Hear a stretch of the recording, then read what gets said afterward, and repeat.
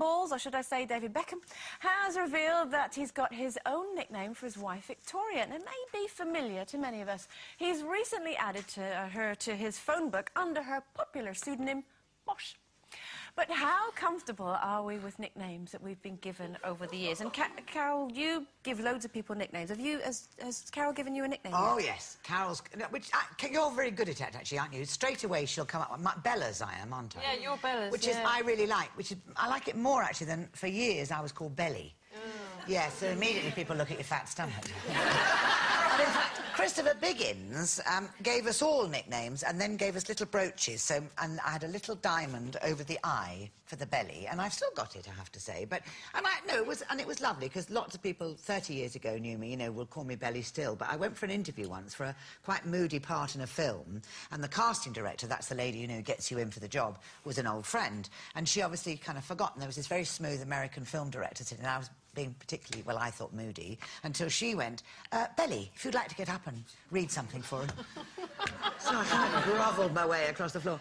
But Mr. Spain, talking of nicknames, that was a secret code when we first met so that nobody knew I was going out with him, so he's Mr. Spain, but he calls me the little Brontosaurus. Which I quite like. Because, well, yes, because in a way it suggests somebody older, but kind of tough, you know. So when he goes, come along, my little Brontosaurus. It is,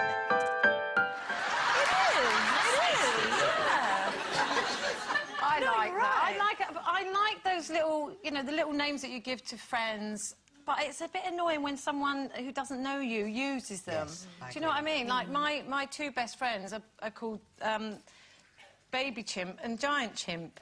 So there's a giant chimp, there's a baby chimp, and there's my brother, he's the chimp, and then my other friend, who's called the chump, and then there's my other friend, Doogray, then there's Doogly, and then there's Dougly and Dougie, and then there's Basher, and then there's Chipstick, and then everybody's got a nickname in here, yeah, Bella's, and then Colleen, I call Tubbsy, yes. And I've always called her that. I do, what?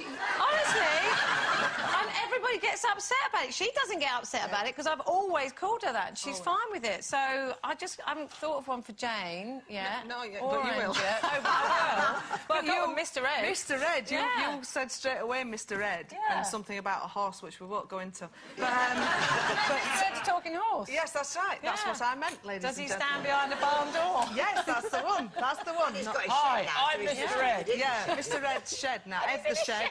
Yeah. Has it got one of those doors that opens halfway, like Mr. Ed? Yes. It actually has. Oh, no. So he really is a horse? Yes. Oh, well, say no more. Mr. Ed in his shed. Yeah. You need to get him to lean out the top bit and go, hi, I'm Mr. Ed. And unless you're really old, you won't remember that. No, I do remember that. You can say, why the long face? Yeah. But it's funny, my older sister and then my brother were all called Mackie at school, and I was called Mackie at school.